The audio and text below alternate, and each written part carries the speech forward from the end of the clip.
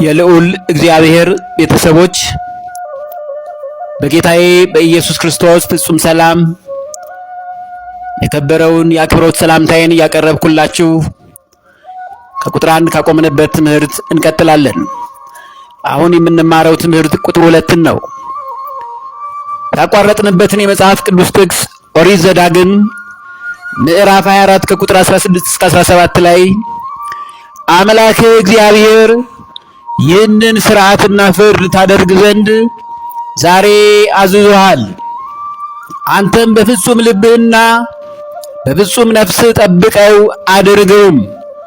አንተ በመንገዱ ትሄድ ዘንድ ሥርዓቱንና ትእዛዙን ፍርዱንም ትጠብቅ ዘንድ ቃሉንም ትሰማ ዘንድ እግዚአብሔር እርሱ አምላክህ መሆኑን ዛሬ አስታውቀሃል። ትክክለኛ አንተ ራስህ እግዚአብሔር ሰው መሆንህን አስታውቀሃል። ይሄ ነው እግዚአብሔር ሥርዓተ ጸሎትን ሥርዓተ ሕጉን በእግዚአብሔር ሕግና በእግዚአብሔር ትክክለኛ የቃሉ መንገድ መሄድ እንዳለብን የመጀመሪያው ከጸሎቱ ከጾሙ በፊት ሥርዓተ ቤተ ክርስቲያንን የእግዚአብሔርን ሕግ ማወቅ መረዳት አለብን። ኦሪት ዘዳግም የሚነግረን ይሄንን ነው። ኦሪት ዘዳግም ማለት ከኦሪት ዘፍጥረት፣ ከኦሪት ዘጸአት፣ ከኦሪት ዘሌዋውያን፣ ከኦሪት ዘኍልቍ የተደገመ ማለት ነው። ጸሐፊውም ታላቁ አባታችን ሊቀ ነቢያት ቅዱስ ሙሴ ነው። መልካም። ይህ እንዳለ ሆኖ አሁን ትንቢተ ኢሳይያስን ካለን ጊዜ አንጻር ቶሎ እናየው። ትንቢተ ኢሳይያስ ምዕራፍ 1 ከቁጥር 15 እስከ 17 ላይ እንዲህ ይላል። እጃችሁንም ወደ እኔ ብትዘረጉ ዓይኔን ከእናንተ እሰውራለሁ፣ ልመናንም ብታበዙ አልሰማችሁም። እግዚአብሔር ለምን እንዲህ አለ? እጆቻችሁ ደም ተሞልተዋል፣ በብዙ እንባ እግዚአብሔር ተቀይሟችኋል። እጆቻችሁ ደም ተሞልተዋል። ታጠቡ፣ ንስሐ ግቡ፣ በእግዚአብሔር ፍቅርና ምስጋና እግዚአብሔርን ለምኑ፣ ሰውነታችሁንም አንጹ፣ ከበደል ከኃጢአት ከዝሙት ከክፋት መንፈስ የሥራችሁን ክፋት ከዓይኔ ፊት አስወግዱ። ክፉ ማድረግን ተዉ፣ መልካም መስራትን ተማሩ። ፍርድን ፈልጉ፣ የተገፋውን አድኑ፣ ለድሃ አደጉ ፍረዱለት፣ ስለ መበለቲቱም ተሟገቱ። እግዚአብሔር ይህ የኔ ቃል አይደለም። በቅዱስ የእግዚአብሔር ሰው በነቢየ እግዚአብሔር ቅዱስ ኢሳይያስ ላይ አድሮ የተናገረው የእግዚአብሔር ቃል ነው። በዚህ ምክንያት ነው እጃችሁን ወደ እኔ ብትዘረጉ ዓይኔን ከእናንተ እሰውራለሁ። ከእንደዚህ አይነት ቁጣና መቅሰፍት ይሰውረን። ለዚህ ነው ጸሎቱ ሲገባ ቀኑ ገባ ዛሬ ጾም ነው በሚል እሽቅድድም ሳይሆን ሥርዓቱን በአግባቡ ማከናወን በሰውነታችን፣ በነፍሳችን፣ በአእምሯችን፣ በልቦናችን ሕሊናችንን ጨምሮ ከተለያዩ የሚጸጽቱን ነገሮች በንስሐ አጽድተናል ወይ ነው። ጾም፣ ጸሎት ድልድይ ናቸው እግዚአብሔርን የሚያገናኙን። ስለዚህ እግዚአብሔር እንዲቀበለው በትክክል ራሳችንን ፈትሸናል ወይ ነው። ተገቢ የሆነ ወቅታዊ መልስ የሚያስፈልገው ጥያቄ ነው። ትንቢተ ኢሳይያስ ምዕራፍ 58 ከቁጥር 1 እስከ 4 ላይ እንዲህ ይላል። በኃይል ጩህ አትቆጠብ ነው ያለው ኢሳይያስን። ድምፅህን እንደ መለከት አንሳ፣ ለሕዝቤ መተላለፋቸውን ለያዕቆብ ቤትም ኃጢአታቸውን ንገር። ነገር ግን ዕለት ዕለት ይሹኛል፣ መንገዴንም ያውቁ ዘንድ ይወድዳሉ። ጽድቅን እንዳደረጉ የአምላካቸውን ፍርድ ይለምኑኛል፣ ወደ እግዚአብሔርም ለመቅረብ ይወዳሉ አለ።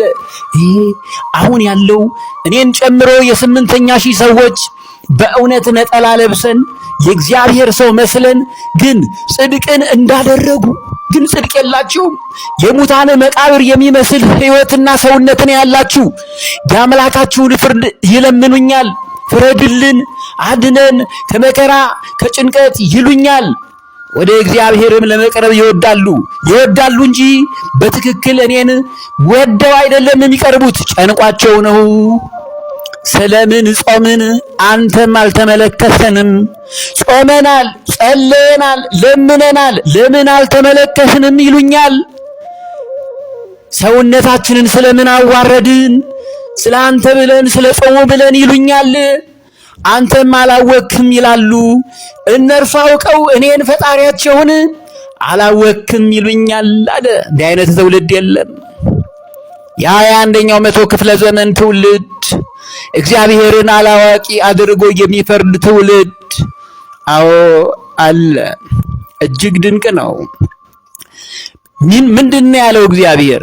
አላወቅህም ይሉኛል። ግን ያደረጉትን እስቲ እንስማ፣ እኛ የምንሰራውን ተግባር። እነሆ በጾማችሁ ቀን ፈቃዳችሁን ታደርጋላችሁ፣ ሰራተኞቻችሁንም ሁሉ ታስጨንቃላችሁ ነው የሚለው። በጣም የሚገርም ነው። እዚህ ትምህርት ላይ በራሴ ተግባር አንድ የማውቃቸው አሜሪካ ሀገር በየወሩ በየሁለት ወሩ የሚመላለሱ ለጊዜው ስማቸው ይቆየኝ በጣም የምቀርባቸው ሰው ናቸውና አጋጣሚ ሰራተኛዋን እኔም በአጋጣሚ ከሳቸው ጋር ተገናኝቼ እሳቸው አስቀድሰው ሲመለሱ ነው ቀጠሮ ይዘን ከሳቸው ጋር የተገናኘሁት። በጣም ልቤ ተሰብሮ ከዚያ እኛን እናታችንን እናቴ አልገባኝም በሚል ወቀሳና ፍቅርንም ሰጥቻቸዋለሁ። ግን በአጋጣሚ በተግባር የማውቀውን ታሪክ ነው የሚነግራችሁ። ሰራተኛዋን ምግብ አዘዋት ከቅዳሴ በኋላ ይሄን አይነት ያለው ስሪ ብለው የጎደለው ሱፍ ፍትፍትና ተልባ ባለበቅርቧ እንዴት አድርገው ከቅዳሴ ከተመለሱ በኋላ ጠብር ግፍ አድርገው እንደተናገሯት በህይወት ያረሰው እንዴት እንዳለቀሰች። ከቅዳሴ ነው የመጡት እኮ የጎደለው ሁለት ነገር ነው። ቡፌው መቼም ምንድሩን ሞልቶታል እኮ ጠረጴዛውን። በእውነት ጥቂት ነገር ይበቃን ነበር። እና እኚህን እናት ግን በኋላ ላይ ገብቷቸዋል። ቀልድ የለም። ሰራተኞቻችሁን ሁሉ ታስጨንቃላችሁ የሚለው ይሄንን ነው። በየቤቱ ብዙ ጉድ ነው ያለው። ክርስቲያን መስለን ከቤታችን ስንወጣ ለሰዎች መልካም፣ ለቤት ቀጋ፣ ለውጭ አልጋ የሚባለው ይሄ ነው። በጾማችሁ ቀን ግን ፈቃዳችሁን ታደርጋላችሁ። የትምህርታችን ርዕስ ራሱ ይሄ ነው። የሥጋ ፈቃድ ዝሙት፣ የሥጋ ፈቃድ ጠብ፣ ሰውን መጨቆን። ሌላው ቀርቶ አህዮቻችሁን እንኳ እንስሶቹን በቅሎቹንና ፈረሶቹን ውሃ እንኳንና እህል አትሰጧቸውም ነው ያለው። ለእንስሶቹ ላሰራችኋቸው ውሾችና ድመት ተገቢውን ወተትና የሚገባውን ውሃ እንኳን አታቀርቡላቸውም። እንደዚህ ጻድቅ ሰው ለእንስሳው ነፍስ ይራራል፣ የኃጥአን ምሕረት ግን ጨካኝ ነው ነው የሚለው። ወደ ልባችን እንመለስ። አንዱ ጾመን ለምነነው ጸልየን ጸሎታችን በመንበረ ጸባዖት እንዳያርግና መልስ ይዞ እንዳይመጣ ያደረገን ይህ የቤት ጣጣ ተግባራችን ነው። ንስሐ እንግባ። እነሆ ለጥልና ለክርክር ትጾማላችሁ ነው ያለው። በግፍ ጡጫም ትማታላችሁ። በየቢሮ በየመስሪያ ቤቱ አለቆች ልጆቻቸውን ከበታቻቸው ያሉትን ሲያስጨንቋቸው እርስ በርስ ስንናከስ የግፍ ጡጫ። ይህ ደግሞ እግዚአብሔር ፊት ጸሎቱ እንዳይደርስ ያደርጋል። ስለ ድሆች፣ ስለ መበለቶች፣ ስለተቸገሩ፣ ስለተጨቆኑ የሚቆረቆር ባሪያው በአምሳሉ የፈጠራቸው ቸሩ አምላክ መድኃኔ ዓለም ከበላይ ያያል፣ ፍርድም አለው። ድምፃቸውንም ወደ ታሰሙ ዘንድ ድምፃችሁንም ወደ ላይ ታሰሙ ዘንድ ዛሬ እንደምትጾሙት አትጾሙም። ይሄ ነው እኔ የመረጥኩት ጾም ግን ይህ ነውን? ጾም ሲባል እንዲህ ነው። ለዚህ ነው ትልቁ ትምህርታችን ርዕሱ በጾማችሁ ቀን ፈቃዳችሁን ታደርጋላችሁ። እኔ የመረጥኩት ጾም ግን ይህ ነውን? ከዚህ ውጡ ነው። ነቢዩ ኤርምያስ ምን አለ? ኢሳይያስ ማለት ትርጉሙ እግዚአብሔር ደህንነት ነው ማለት ነው። ነቢዩ ኤርምያስ ግን ምን አለ? አበይት ነቢያት ከሆኑት ደግሞ ነቢይ ሁለተኛው እርሱ ነው። ትንቢተ ኤርምያስ ምዕራፍ 7 ቁጥር 1 እስከ 11 ላይ እንዲህ ይላል።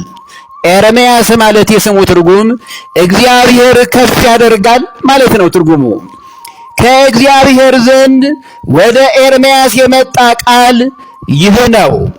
በእግዚአብሔር ቤት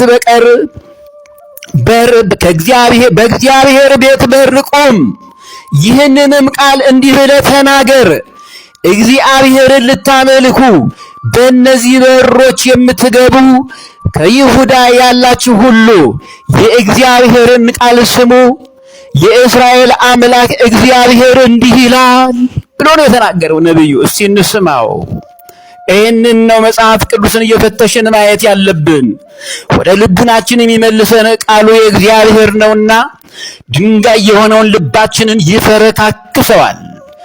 የሥጋ ልብ ሰጥቶን ማስተዋል ሰጥቶን በመንፈስ ቅዱስ እንድንቀደስ ቃሉ ያደርጋል። የእግዚአብሔር ቃል እንደሚያደቅቅ መዶሻ ነውና ይሄ ነው። መንገዳችሁንና ስራችሁን አሳምሩ። መንገዳችሁን፣ አካሄዳችሁን፣ ተግባራችሁን፣ ስራችሁን አሳምሩ። ጾሙ፣ ጸሎቱ ፍሬያማ እንዲሆን በዚህም ስፍራ አሳድራችኋለሁ አለ። የእግዚአብሔር መቅደስ፣ የእግዚአብሔር መቅደስ፣ የእግዚአብሔር መቅደስ እያለ 3 ጊዜ ይህ ነው እያላችሁ በሐሰት ቃል አትታመኑ። መንገዳችሁንና ስራችሁን ፈጽማችሁ ብታሰማሩ በሰውና በጎረቤቱ መካከል ቅን ፍርድ ብትፈርዱ ነው ያለው።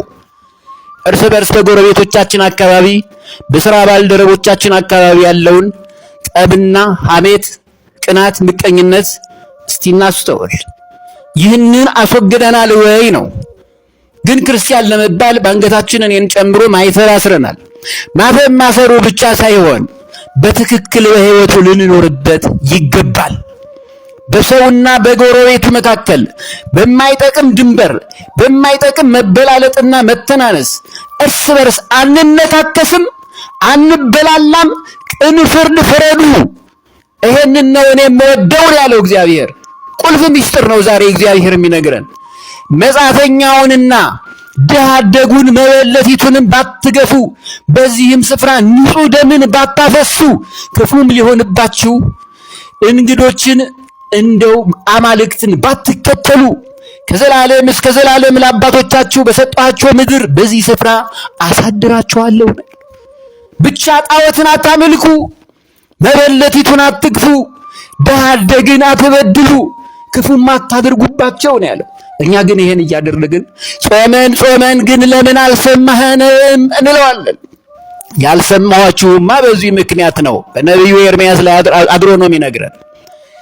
እነሆ በማትረቡበት በሐሰት ቃል ታመናችኋል ነው ያለው። ትሰርቃላችሁ፣ ትገድላላችሁ፣ ታመነዝራላችሁ፣ በሐሰት ትምላላችሁ፣ ለበዓልም ታጥናላችሁ አለ።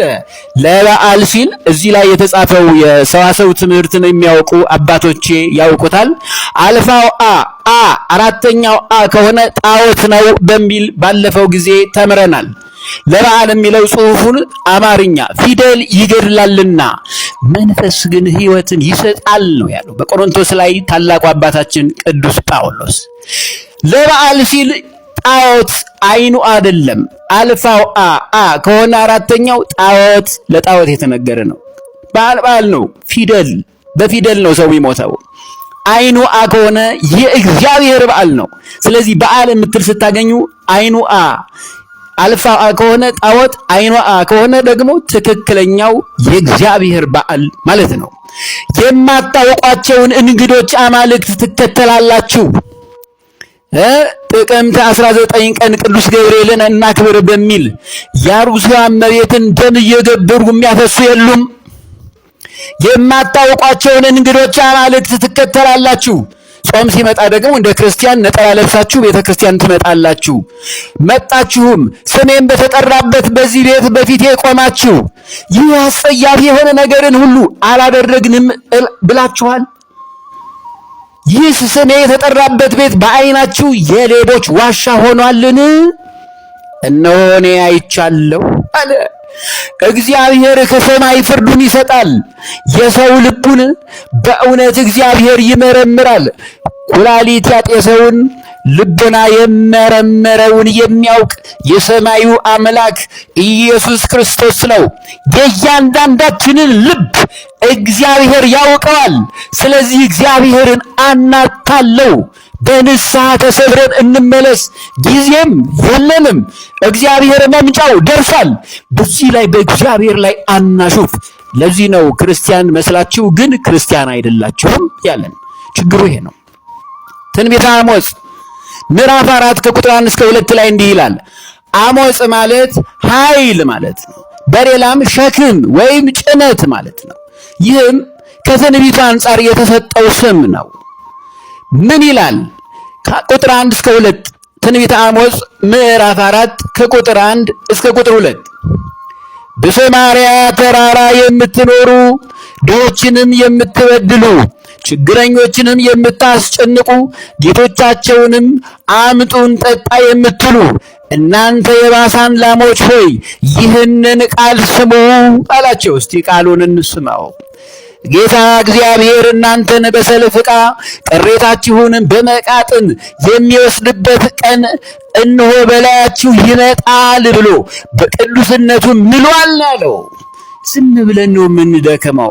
ፍርድ የእግዚአብሔር ነው። እኛ እዚህ ሰዎችን እናስጨንቃለን።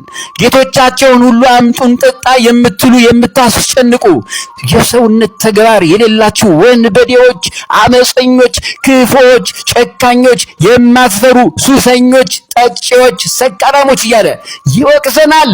ውጡ ከዚህ መንፈስ። ከዚያ እውነተኛ ክርስቲያኖች ትሆናላችሁ። እንዲሆናችሁ ደግሞ ማተብ አስራችሁ ክርስቲያን ትመስላላችሁ። እናንተም ተሰናክላችሁ ክርስቲያኖችንን አታሰናክሉ ማለቱ ነው። ጥሩ ነው። ትንቢተ አሞጽ የነቢዩ አሞጽ በረከት ይደርብን። ትንቢተ ኢዮኤል ላይ እግዚአብሔር ምን አለን? ትንቢተ ኢዮኤል ምዕራፍ 2 ከቁጥር 15 እስከ 17 ላይ ኢዮኤል ማለት እግዚአብሔር አምላክ ነው ማለት ነው። በጽዮን መለከትን ንፉ። ጽዮን 7 ጽዮን አሉ ብለናል።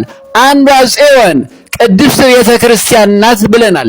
በጽዮን መለከትን ንፉ፣ ጥሩምባ ንፉ፣ ጾምንም ቀድሱ። ጾም የሚቀደሰው በንስሐ በእግዚአብሔር ፍቅር ስርዓቱን ተከትለን ስንሆን እንጂ ጾሙ ሲገባ በመጾም እስከ 9 ሰዓት እስከ 6 ሰዓት እስከ 12 ሰዓት የረሃብ አድማ ነው። ጉባኤውንም አውጁ። ይህ የአዋጅ ጾም ነው። ከሰባቱ አጽዋማት ይህ ጾመ ኢየሱስ ጾመ ሁዳዴ የአዋጅ ጾም ነው። ጉባኤውን አውጁ፣ ሕዝቡንም አከማቹ፣ ማህበሩንም ቀድሱን ያለው ዘረኝነት፣ ጎጠኝነት፣ ክፋት፣ ዝሙት፣ ኃጢአት፣ በደል፣ ቅናት፣ ምቀኝነትና የመሳሰሉት ባዕድ አምልኮ በውስጣችሁ አይኑር። ማህበሩን ቀድሱ፣ ሽማግሌዎቹንም ሰብስቡ፣ ሕፃናትንና ጡት የሚጠቡትን አከማቹ። ሙሽራው ከእልፍኙ ሙሽራይቱን ከጫጉሏ ይውጡ። የእግዚአብሔርም አገልጋዮች ካህናት ከወለሉና ከመሠዊያው መካከል እያለቀሱ አቤቱ ለሕዝብ ራራ፣ አሕዛብም እንዳይነቅፋቸው ርስትህን ለማላገጫ አሳልፈህ አትስጥ እያሉ ይጸልዩ። ከአሕዛብ መካከል አምላካቸው ወዴት ነው ስለምን ይላሉ። እግዚአብሔር ስማን ይቅር በለን ይበሉ። በነነዌ ዘመን ንጉሡና ሕዝቡ ጡት የሚጠቡትን ጨምሮ ከእንስሳት ሁሉም ሰው ምንም አይነት ምግብ እንዳይቀምሱ ተደርጎ አመድ ነስንሶ ንጉሳቸው ሁሉም ቢያለቅሱ እግዚአብሔር የጥፋቱን እሳት መልሶታል። ዛሬ እኮ ከፍተኛ እሳትና መከራ ጭንቀትና ችግር የለም አራለ መች ሰላምና ፍቅር ለአእምሯችን አግኝተናል። ፍቅርና ሰላም እናገኝ ዘንድ ንስሐ ገብተን ጾሙን በአገባቡ የጸለይን ለሀገራችን ፍጹም ሰላምን፣ ለሕዝባችን ፍጹም መረጋጋትን፣ ለነገስታት፣ ለመኳንንቱ፣ ለመሳፍንቱ ፍጹም ማስተዋልና አስተዳደራዊ ብቃትን እንዲሰጣቸው መጸለይ ከሕዝበ ክርስቲያኑ ይጠበቃል። ይሄ ነው እውነቱ፣ ሐቁ ይሄ ነው። ለጊዜው ለዛሬ እዚሁ ላይ ትምህርቱ ቁጥር 2 ይቆየን። ቁጥር 3 የመጨረሻው ክፍል ይቀጥላል። እግዚአብሔር ይመስገን። አሜን።